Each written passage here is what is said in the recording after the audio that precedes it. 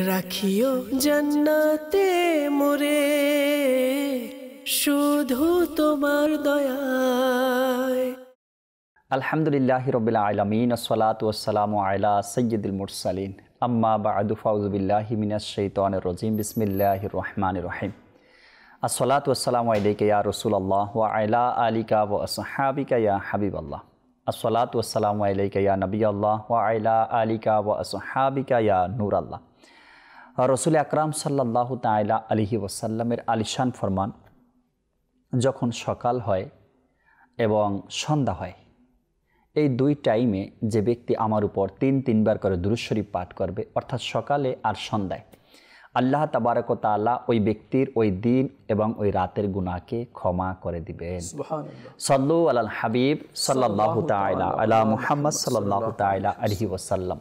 মাদানী চ্যানেলের দর্শক শ্রোতা, আলহামদুলিল্লাহ, মাদানী চ্যানেলের ধারাবাহিক অনুষ্ঠান জান্নাত লাভের উপায়, এই অনুষ্ঠানে আরও একবার উপস্থিত হয়েছি। আমাদের সাথে অন্যান্য সময়ের মতো আরমান ভাইও আজকে আমাদের সাথে উপস্থিত রয়েছেন। আর আমরা আলোচনা করার জন্য আজকে একটি বিষয় নির্ধারিত করেছি, আপনাদেরকে কিছু ভালো কথা শোনানোর জন্য, নেকির দাওয়াত দেওয়ার জন্য। দর্শক শ্রোতা, জান্নাত লাভের উপায় এই অনুষ্ঠানে আজকে 52 নম্বর ইপিতে 52 নম্বর পর্বে আমরা উপস্থিত হয়েছি। আর আগের চেয়ে আমরা একটি নতুন স্টুডিও, নতুন একটি সেট নিয়ে এসেছি, নতুন কিছু আয়োজন এর মধ্যে রয়েছে আলহামদুলিল্লাহ। অবশ্যই সাথে থাকবেন, আমরা চেষ্টা করব আরও কিছু পর্ব আপনাদেরকে দেখানোর জন্য, আরও কিছু বিষয় নিয়ে আলোচনা আপনাদের সামনে করার জন্য। আজকে আমরা একটি বিষয় আরমান ভাই নির্ধারণ করেছি আলহামদুলিল্লাহ। বিষয়টি খুবই চমৎকার এবং প্রতিটা মানুষের দরকার এই বিষয়ের উপরে কিছু জ্ঞান অর্জন করা। সুবহানাল্লাহ। আর সেটা হলো তওবা। কেননা সকাল সন্ধ্যা তওবা করা ভালো ব্যক্তির লক্ষণ, মুমিনের লক্ষণ। প্রতি সময় তওবা করা। আর রাসূল পাক সাল্লাল্লাহু আলাইহি সাল্লামের হাদিসে মোবারকতে এটাই কি, তোমরা তওবা করতে থাকো। আর তওবাকারী এমন যেন এখনই মায়ের গর্ভ থেকে দুনিয়ায় এসেছে। আজকের আমরা বিষয় রেখেছি দর্শক শ্রোতা আলোচনা করার জন্য, তওবা নিয়ে আমরা আলোচনা করব। সর্বপ্রথম আরমান ভাই যেহেতু আমাদের সাথে আছেন, আরমান ভাই থেকে একটি বিষয় নিয়ে আলোচনা করি শুরুতে। সেটা হলো কি, তওবা তো আমরা অবশ্যই করব। আল্লাহ তাবারক ওয়া তাআলা কোরআনে পাকের মধ্যেও তওবা সম্পর্কে ইরশাদে কারিমা করেছেন।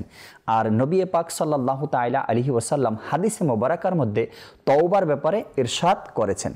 এখন এই তওবা করার যে শর্তসমূহ রয়েছে, এটা আমরা কতটুকু জানি দর্শক?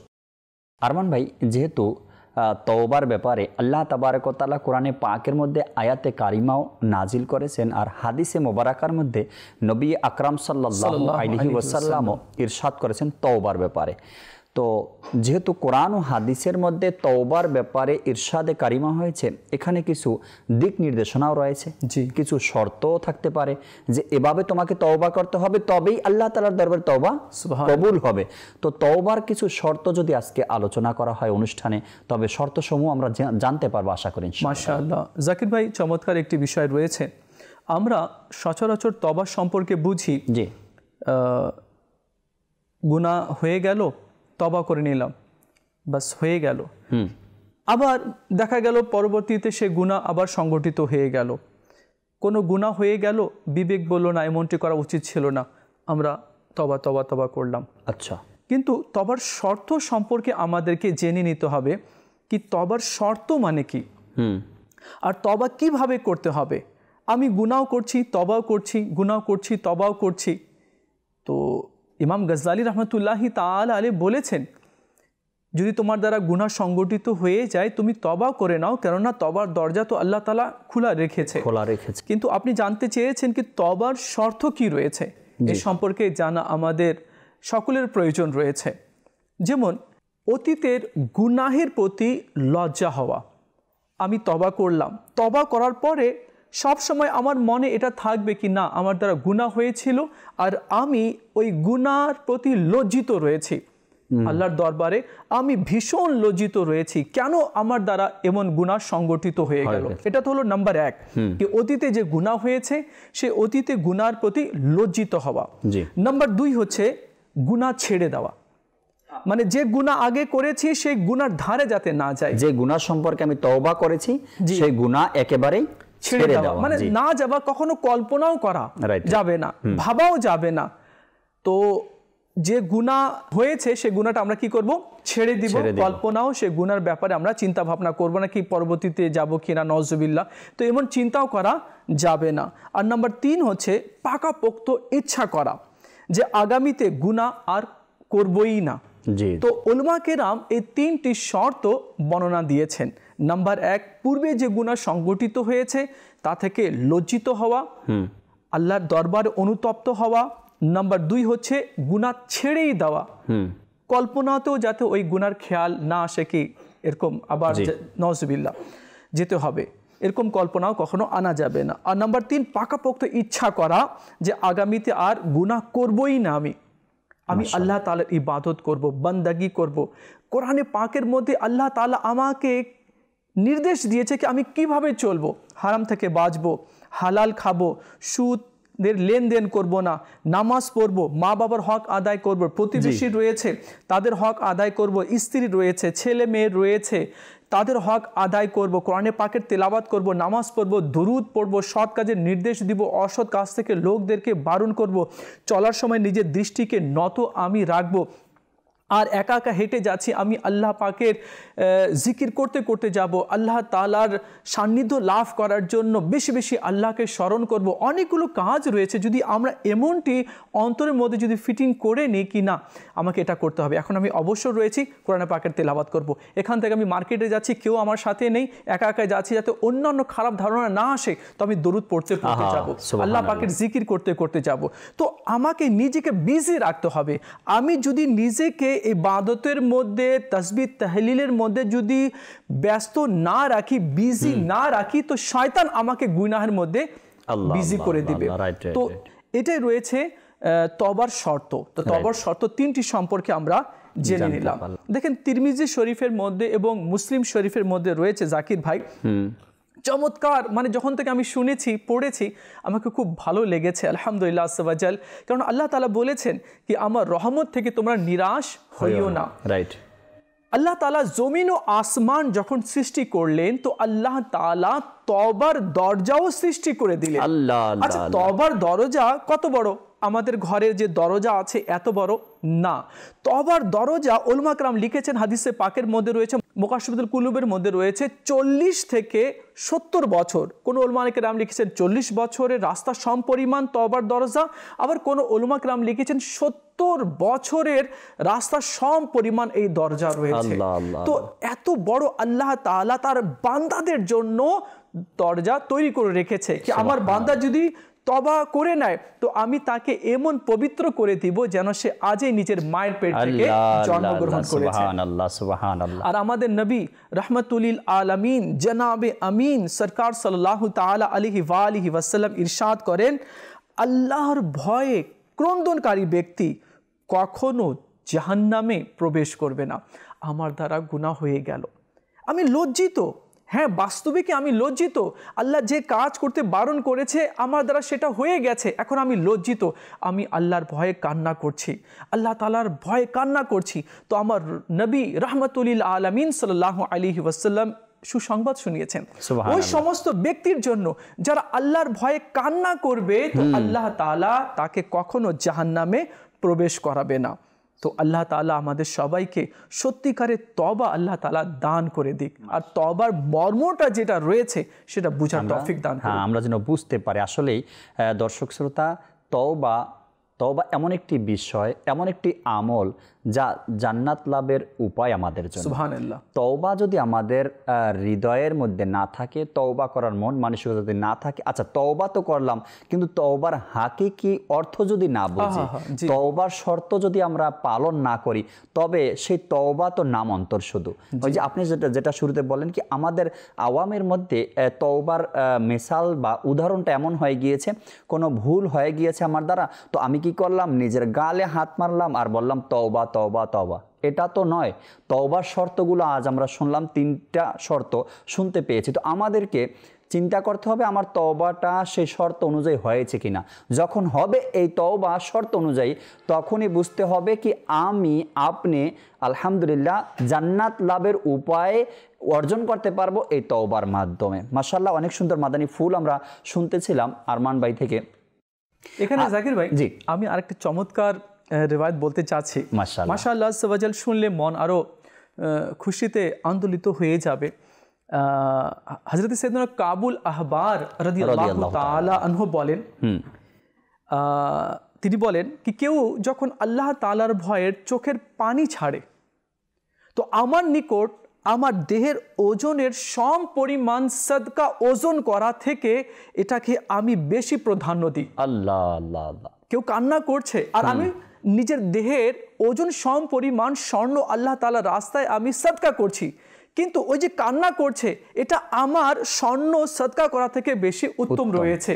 কেননা যে ব্যক্তি আল্লাহ তাআলার ভয়ে কান্না করবে আর এক ফোঁটা অশ্রু যদি মাটিতে পড়ে, তো আল্লাহ তাআলা তাকে কখনো আগুনে প্রবেশ করাবে না। দেখুন, আজ আমরা দুনিয়ার জন্য কাঁদি, ফেল হয়ে গেছি পরীক্ষায়, কাঁদতে শুরু করে দিই। আমার জব হয়নি, একটুতে আমি পারিনি, ভাইবাতে আমি পারিনি, আমি কান্না করতে শুরু করে দিলাম, ভেঙে পড়ি। আমার ব্যবসা লস হয়ে গেছে, বা ডাকাত দল বা ছিনতাইকারী আমার টাকা পয়সা অর্থগুলো সব কেড়ে নিয়েছে, এই জন্য আমরা কান্না করি। দুঃখ তো লাগে, কিন্তু আল্লাহর ভয়ে কি আমরা কখনো কান্না করেছি? গুনাহ থেকে অনুতপ্ত হওয়ার জন্য কি আমরা কি কখনো কান্না করেছি? কবরের ভয়, মওতের ভয়, হাসর, মিজান, পুলসরাতের ভয়ে আমরা কি কখনো কান্না করেছি?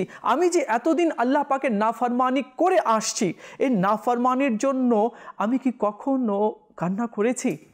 দেখুন, দুনিয়ার মধ্যে সবচেয়ে মূল্যবান যে পানি হচ্ছে না, সেটা হচ্ছে চোখের পানি।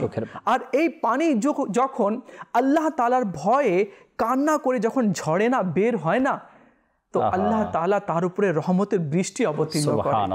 তো আমাদের উচিত হবে কি দুনিয়ার জন্য নয়, আখিরাতের জন্য, আল্লাহর ভয়ের জন্য, আল্লাহর প্রেমের জন্য, মাহবুবে কারিমের ইশকের জন্য আমাদের অশ্রু বিসর্জন দেওয়া দরকার। রাইট, দেওয়া দরকার। তওবার কিছু উপকারিতাও রয়েছে দর্শক শ্রোতা, আর তওবার কিছু পুরস্কারও রয়েছে। আরমান ভাই, তওবার আমি একটা সহজ কথা বলি কি, মানুষ আপনার যখন কোনো কিছু পায়, জি, তো তখন সেই কাজটা করার জন্য মানুষ আগ্রহী হয়। যেমন আপনি দেখবেন দুরুদ ও সালামের ফজিলত যখন কেউ কোনো ব্যক্তি শুনে দর্শক শ্রোতা, তখন তাদের মনের মধ্যে ইচ্ছা জাগে কি আমি দুরুদ ও সালাম পাঠ করা শুরু করে দিই, কারণ এত ফজিলত রয়েছে। তওবার যে পুরস্কার রয়েছে, আজ আমি তওবা করব, তো সেই তওবার পুরস্কার কি রেখেছেন আল্লাহ তাবারক ওয়া তাআলা? কেননা তওবা করার জন্য আল্লাহই কোরআনে পাকের মধ্যে হুকুম করেছেন তোমরা তওবা করো।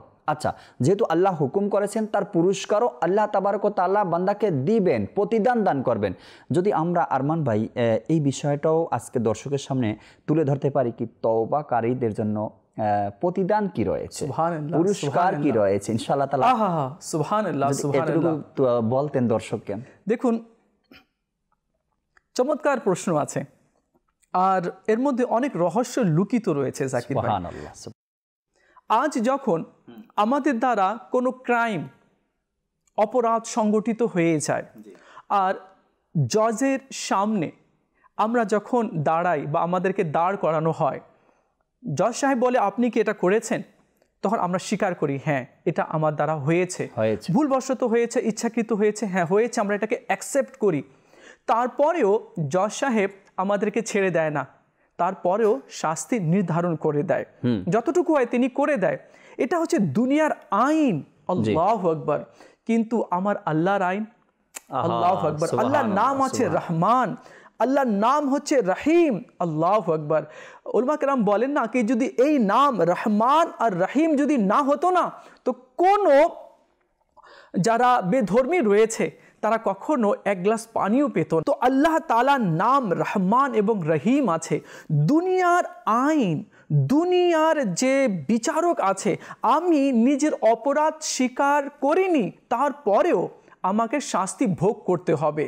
কিন্তু আল্লাহ তাআলার আইন কানুন, আল্লাহু আকবার, দেখুন কেউ যখন আল্লাহ তাআলার দরবারে নিজেকে আত্মসমর্পণ করেন, হ্যাঁ মাওলা আমি এটা করেছি, আমি এই পাপ করেছি, আমি এই গুনাহ করেছি, মাওলা আমাকে ক্ষমা করে দাও। আমার মওলা বলে সুবহানাল্লাহ, বান্দা তুমি তো এতটুকু গুনাহ, কেউ যদি পাহাড় সমতুল্য গুনাহ করে যদি নিয়ে আসে বা গুনাহ করে পুরো জমিন ভরে দেয়, আসমান ভরে দেয়, এরপরে যখন কেউ যদি অনুতপ্ত হয়ে আমার কাছে তওবা করে, তো আমি তাকে এমন পাক ও পবিত্র করে দিব যেন সে আজই মায়ের পেট থেকে জন্মগ্রহণ করেছে। এটা হচ্ছে আমার আল্লাহর আইন, আমার রহমান রহিমের আইন রয়েছে। আর কি পুরস্কার দিবে? সুবহানাল্লাহ। চলুন নবী করিম সাল্লাল্লাহু তাআলা আলাইহি ওয়া আলিহি ওয়াসাল্লাম ইরশাদ করেন, যখন বান্দা গুনাহ করে তারপর আল্লাহ তাআলার দরবারে তওবা করে এবং এর উপর অটল থাকে, তওবার উপরে অটল থাকে মানে গেল না সেদিকে, যে শর্তগুলো আমরা শুনেছি আগে, জি সেখানে গেল, অটল থাকলো গুনাহের প্রতি, তখন আল্লাহ তাআলা তার প্রতিটি নেক আমল কবুল করে নেবেন। সুবহানাল্লাহ। আর তার দ্বারা যে গুনাহগুলো সংগঠিত হয়েছে, আল্লাহ তাআলা সেই সংগঠিত গুনাহকে আল্লাহ তাআলা ক্ষমা করে দিবেন এবং গুনাহের পরিবর্তে জান্নাতের মধ্যে তার জন্য এক একটি মর্যাদা বৃদ্ধি করে দিবেন। আল্লাহ তাআলা তার প্রতিটি নেকির পরিবর্তে জান্নাতের মধ্যে এক একটি মহল তাকে দান করবেন। সুবহানাল্লাহ। এবং হুর সমূহ থেকে একজন হুরের সাথে বিবাহ আল্লাহ তাআলা করিয়ে দিবেন। এটা হচ্ছে অ্যাকসেপ্ট করলো, যে গুনাহকে অ্যাকসেপ্ট করে আল্লাহর দরবারে তওবা করে নিল, তো আল্লাহ তাআলা তার গুনাহকে ক্ষমা করে দিবে। সে যে নেকি করেছে, নেকির কারণে এক একটি নেকির কারণে জান্নাতে এক একটি মর্যাদা আল্লাহ তাআলা তার বৃদ্ধি করে দিবে, তার নেকির কারণে আল্লাহ তাআলা এক একটি মহল তৈরি করে দিবে, আর হুরের সাথে আল্লাহ তাআলা তার নিকাহ করিয়ে দিবে। অপরচুনিটি রয়েছে। ইমাম গজ্জালী রাহমাতুল্লাহি ওয়ালি বলেন, তুমি গুনাহ ছাড়তে পারছো না, তোমার দ্বারা বারবার গুনাহ সংগঠিত হয়ে যাচ্ছে, তো বান্দা, হে আল্লাহর বান্দা, তুমি তওবা কেন করছো না? আল্লাহ তাআলা তো তোমার জন্য তওবার দরজা খুলে রেখেছে, তুমি তওবা করে নাও। কিন্তু দুর্ভাগ্যক্রমে শয়তান আমাদের চোখে, আমাদের অন্তরে, আমাদের বিবেকে এমন পর্দা জাকির ভাই লাগিয়ে দিয়েছে কি গুনাহ হচ্ছে, কিন্তু শয়তান বলছে না না, এটা তো কোনো ব্যাপার না, এটা কোনো ম্যাটার না। অনেক লোক দেখতো সে এরকম করেছে, সে এরকম করেছে, মানে আমাদের বিবেককে শয়তান তালাবদ্ধ করে দিয়েছে, আমাদের চোখের মধ্যে পর্দা আবদ্ধ করে রেখেছে, আমাদের অন্তরকে মেরে ফেলছে। তো এই জন্য আমাদের উচিত হবে জাকির ভাই, যাতে করে অনুশোচনাটা এটা যাতে আসে, বিবেক যাতে জিন্দা থাকে। রাইট, বিবেক যেন আমাদের আবার উজ্জীবিত হয়, বলে হ্যাঁ আমাকে ফিরে আসা দরকার। যে কথাগুলো এখন আমরা আরমান ভাই থেকে শুনলাম, দর্শক শ্রোতা, দুনিয়ার উদাহরণ যদি দেই আমি, তবে সেটা হবে আত্মসমর্পণ।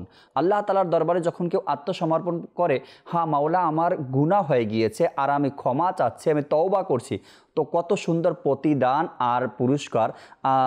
তওবার উপকারিতাও কিছু শুনি আরমান ভাই, দু একটা উপকারীর কথাও বলি যাতে করে দর্শকের মধ্যে তওবা করার আগ্রহ আরও বেড়ে যায়। আসলেই তওবার মধ্যে সত্যিকারের উপকারিতা রয়েছে। সত্যিকার তওবা আল্লাহ তাআলার পক্ষ থেকে প্রদত্ত অনেক বড় একটি নিয়ামত। তওবা করা একটা নিয়ামত। এরপরে বলা হয়েছে এই তওবা এমন, গুনাহকে ধোয়ার পানি বলা হয়েছে, তওবা গুনাহ ধোয়ার পানি বলা হয়েছে। আল্লাহ পাকের নৈকট্য লাভের মাধ্যম একমাত্র তওবা। এরপরে বলা হয়েছে আল্লাহ তাআলার রহমত অবতীর্ণ হওয়ার মাধ্যম তওবা, গুনাহ থেকে পবিত্র হওয়ার মাধ্যম তওবা। এরপরে বলা হয়েছে দুনিয়ার দুঃখ কষ্ট দূর করে দেয় তওবায়, আর আখিরাতের বিপদকে নির্মূল করে দেয় তওবায়, মানুষের বাতিনকে পরিশুদ্ধ করে দেয় তওবায়। সত্যিকারের তওবাকারী আল্লাহ পাকের পছন্দনীয়। আল্লাহু আকবার। তো তওবা কেন করব না দর্শক শ্রোতা? অনেক উপকারিতা রয়েছে আর পুরস্কারের কথাও শুনলাম। দাওয়াত ইসলামীর মদিনী সংগঠনের মধ্যে আলহামদুলিল্লাহ আজ্জাওয়াজাল যত ইসলামী ভাই রয়েছে এবং পীরে তরিকত আমির আহলে সুন্নাত দামাত বরকাতুহুল আলিয়া মদিনী নামাতের মধ্যেও দিয়েছে কি ইসলামী ভাইয়েরা যখন ঘুমাতে যায় তো 2 রাকাত সালাতুত তওবা নামাজ আদায় করে নেয়, বলা আর যে গুনাহ আমার দ্বারা সংগঠিত হয়েছে আমি এই গুনাহের কারণে লজ্জিত, মওলা তুমি আমাকে ক্ষমা করে দাও। আর একটি হাদিসে পাকের মধ্যে রয়েছে আল্লাহ নবী সাল্লাল্লাহু তাআলা আলাইহি ওয়া আলিহি ওয়াসাল্লাম ইরশাদ করেছেন, কেউ যদি এটা পছন্দ করে কি আমার আমল নামা আমাকে খুশি করে দেয়, আমার আমল নামা আমাকে খুশি করে দেয়, তাহলে তার উচিত সে যাতে বেশি পরিমাণে ইস্তিগফার পড়ে, তওবা করে। জি, ইস্তিগফার করে। আচ্ছা, চমৎকার একটি আল্লাহর নাম রহমান এবং রহিম আছে। জি। ইবলিস আল্লাহকে বলে, মওলা তোমার জালাল, তোমার প্রতাপের শপথ, তোমার ইজ্জত এবং তোমার জালালিয়াতের শপথ, তোমার বান্দার দেহে যতক্ষণ রূহ থাকবে আমি ততক্ষণ তাকে ধোঁকা দিতেই থাকবো। ডান দিক থেকে বাম দিক থেকে সর্বক্ষেত্রে আমি তাকে ধোঁকা দিতেই থাকবো। আল্লাহ তাআলা বলেন, আমার শান আর আমার ইজ্জত ও জালালের শপথ, শুনো আমার বান্দা মৃত্যুর আগ পর্যন্ত মৃত্যুর শয্যায় পড়ে রয়েছে, সে মৃত্যুর রূহ বের হওয়ার আগ পর্যন্ত সে যদি তওবা করে নেয়, আমি আল্লাহ তার সমস্ত গুনাহ ক্ষমা করে দিব। সুবহানাল্লাহ। আমার রব রহমান, আমার রব রহিম আছে। আমরা আল্লাহর রহমত থেকে নিরাশ না হই। আমরা আগে একটু চেষ্টা করি, একটু আগে বাড়ি তওবার দিকে, কি না আমার রব আছে। আচ্ছা, অনেকে এমন হয় কি না, আমি তো অনেক ক্রাইম করেছি, অনেক পাপ করেছি, এমন কোনো গুনাহ নেই দুনিয়াতে যে গুনাহ আমার দ্বারা হয়নি, তো মনে হয় আমার মতো নিকৃষ্ট আর কেউ নেই, মনে হয় আমি জাহান্নামেই যাব। তো এরকম ব্যক্তিও আল্লাহ পাকের রহমত থেকে নিরাশ হয়ে যাচ্ছে, তাকে নিরাশ হতে নিষেধ করা হয়েছে। তুমি আল্লাহর দরবারে রুজু করো, আত্মসমর্পণ করো। আল্লাহর নাম রহমান আছে, আল্লাহর নাম রহিম আছে, তুমি আল্লাহর দিকে অগ্রসর হও, তওবা করো, মাথা নত করো, দেখো আল্লাহ তাআলা তোমার উপরে কিরূপ পুরস্কার দান করেন। সুবহানাল্লাহ। অনুষ্ঠানের সময় প্রায় শেষের দিকে, যেতে যেতে আরেকটা বিষয় না তুললেই নয়। আজকের অনুষ্ঠানে আমরা যে তওবা করলাম, আজকের অনুষ্ঠান দেখে তওবা করার আগ্রহ বেড়ে গেল, তওবা করলাম আমরা, এখন এই তওবা আল্লাহ তাআলার দরবারে কবুল হয়েছে কিনা এর কোনো যদি একটু আলোচনা হয়ে যেত। আল্লাহ আল্লাহ আল্লাহ আল্লাহ আল্লাহ, কিভাবে বুঝবো আমার তওবা কবুল হয়েছে কিনা? সুবহানাল্লাহ। ইমাম গজ্জালি রহমতুল্লাহি আলাইহি তিনি লিখেছেন, এখানে তো কোনো হুকুম দেওয়া যাবে না, কোনো হুকুম দেওয়া যাবে না, কিন্তু উলামা কেরাম লিখেছেন কি যে তওবা করেছে, তওবা কবুল হয়েছে কিনা সেটা অনুমান করে নিতে হবে কি নেক্সট টাইম সে গুনার দিকে তো যাচ্ছে না, সে গুনাহ থেকে তো বিরত রয়েছে। আচ্ছা, তার অন্তর আল্লাহর ভয়ে সবসময় কান্না তো করছে, পূর্বের গুনাহ যে সংগঠিত হয়েছে সে গুনাহের কারণে অন্তর তো কান্না করছে, এবং আল্লাহ তাআলার জন্য নেক লোকের সোহবতে তো বসে আছে। আচ্ছা, ফরজ যে আল্লাহ তাআলা রেখেছে বান্দার জন্য, সে ফরজগুলো সঠিকভাবে আদায় করছে কিনা, নামাজ নিয়মিতভাবে পড়ছে কিনা, তার মুখ এবং জিহ্বা মানুষকে কষ্ট তো দিচ্ছে না, মুখ দ্বারা কোনো গুনাহ তো হচ্ছে না, এবং তার অঙ্গ প্রত্যঙ্গ গুনাহ থেকে তো বেঁচে তো রয়েছে, সে সব সময় আল্লাহ তাআলার ধ্যানে তো রয়েছে, এবং মানুষের যে হকগুলো রয়েছে সে হকগুলো তো পালন করছে।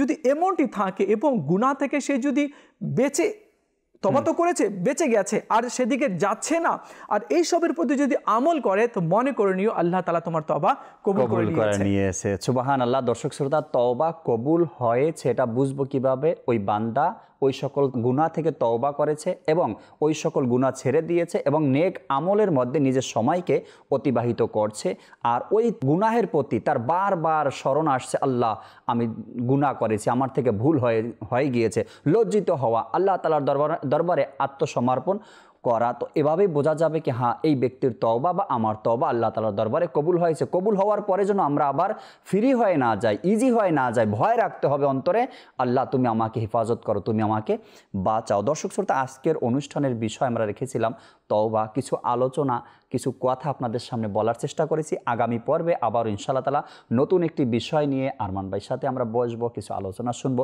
ততক্ষণ মাদানী চ্যানেলের সাথেই থাকুন। সাল্লু আলাল হাবিব সাল্লাল্লাহু তাআলা আলা মুহাম্মদ সাল্লাল্লাহু তাআলা আলাইহি ওয়াসাল্লাম। রাখিও জান্নাতে মোরে শুধু তোমার দয়ায়।